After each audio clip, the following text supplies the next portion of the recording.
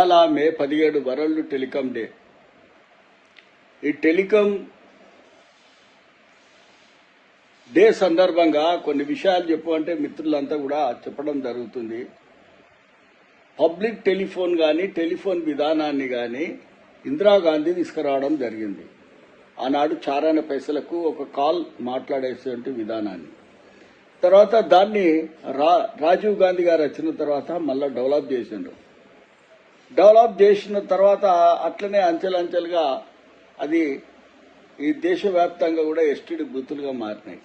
చాలా మందికి Telegram నుంచెల్లే public telephone నుంచి ఎస్టీడీ బూతులుగా మారి ప్రతి ఒక్కరి చేతిలో కూడా ఇలా సెల్ ఫోన్ అనేది పట్టుకొని మాట్లాడుకునేటువంటి సౌకర్యము మరి అలా భారతదేశ ప్రభుత్వం కలిగజేసింది. ఆనాడు ఎస్టీడీ బూతులతోని 25 లక్షల మంది ఎస్టీడీ బూతులుండే ఈ భారతదేశంలో. దానికి నేను అధ్యక్షత చేసిన. ఆనాడు చెప్పిన ప్రతి ఒక్కరు కూడా టెలిఫోన్ ద్వారానే అన్ని బిల్స్ కట్టుకోవడం జరుగుతుంది. రైల్వే టికెట్ కానీ, బస్సు టికెట్ కానీ, తర్వాత ఫ్లైట్ టికెట్ కానీ, కరెంటు బిల్లు కానీ, ఇట్లాంటి ప్రతి ఒక్క విషయం, phone to phone money transfer కానీ, ఇవన్నీ కూడా తిరుపతిలో ప్రెస్ కాన్ఫరెన్స్లో చెప్పడం జరిగింది. ఆనాడు 100-120 మంది ప్రెస్ మిత్రులు అడిగినప్పుడు చెప్పిన రాబోయే రోజులలో అన్ని కూడా ఇట్లా మారుతాయని.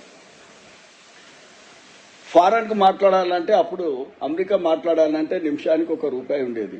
ఈనాడు నిమిషానికి ₹1 లేకుండా మనం మాట్లాడుకుంటున్నాం అనేది ఆనాడే చెప్పిన నేను. ఇవాళ కూడా రాబోయే రోజులలో కూడా ఈ టెలిఫోన్ అనేది, కరెంట్ అనేది అందరికీ భారతదేశంలో ఉచితంగా రాబోతుంది. ఎందుకంటే ఈ సెల్ ఫోన్లు కూడా ఉన్నాయి. ఇయర్ ఫోన్ వస్తుంది.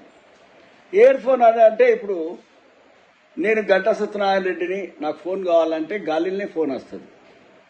అలాంటి రాబోయే రోజులలో అలాంటి టెక్నాలజీ కూడా వస్తుంది. ఇప్పుడు వైర్లెస్ పవర్ కూడా ఎట్లయితే ఉంటుందో అట్లనే వైర్లెస్ ఫోన్ కూడా